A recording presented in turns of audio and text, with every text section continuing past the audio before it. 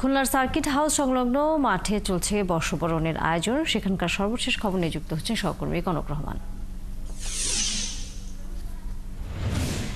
কনক, শুভ নববর্ষ এবং আয়োজনের কি খবর রয়েছে? বর্ষবরণকে কেমন করে সেখানকার মানুষ উদযাপন করছেন?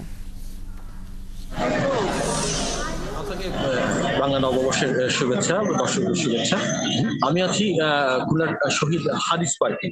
এখানে জেলা প্রশাসনের উদ্যোগে এখানে লোকজ মেলা বসেছে। সকাল থেকে এই মেলা শুরু হয়েছে।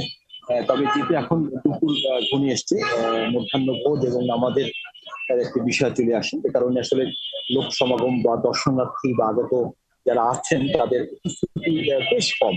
তারপরেও মানুষজন এখানে আসছেন। এখানে তারা এখানে যে সমস্ত মেলায় যে সমস্ত স্টল গুলো রয়েছে, বিশেষ করে বুটিক্স, হাতে তৈরি বিভিন্ন ধরনের হস্তশিল্প জাতীয় বিভিন্ন ধরনের কারুকাজ রয়েছে। দেশের বিভিন্ন ধরনের কাপড় তৈরি কাপড় চোপড় এখানে এই মেলায় প্রদর্শিত হচ্ছে। এছাড়া মাটি তৈরি বিভিন্ন ধরনের ঘর শোভাবর্ধনের জন্য জিনিসপত্র তৈরি করা হয়েছে।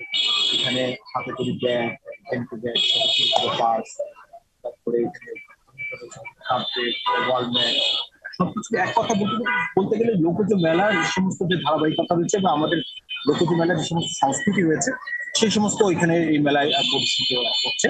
এবং সকাল বেলা 12টার পর থেকে মেলা শুরু হয়েছে এবং আগামী 3 দিন এই মেলা চলবে।